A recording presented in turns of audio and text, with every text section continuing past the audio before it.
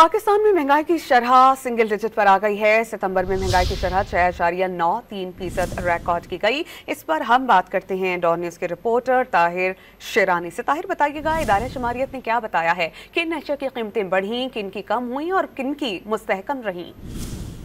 देखिए, पाकिस्तान में महंगाई पौने 4 साल की कम तरीन सतह पर आ गई है।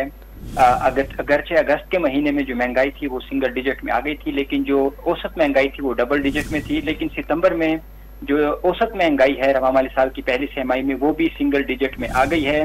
और वजारत खजाना ने ये तवक्को जाहिर की थी कि सितंबर में 8 से 9% महंगाई होगी, लेकिन वजारत खजाना के तवक्कुआत से कम रही महंगाई और सितंबर में महंगाई की शरह 6.93% रही, जो जनवरी 2021 के बाद सबसे कम शरह है।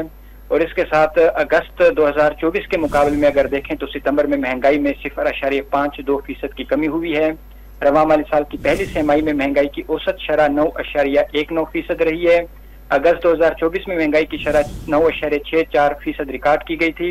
इदारे शुमारियात ने जो माहाना रिपोर्ट जारी की है उसके मुताबिक सितंबर में शहरों में महंगाई 0.53 और देहातों में 0.5% कम हुई है।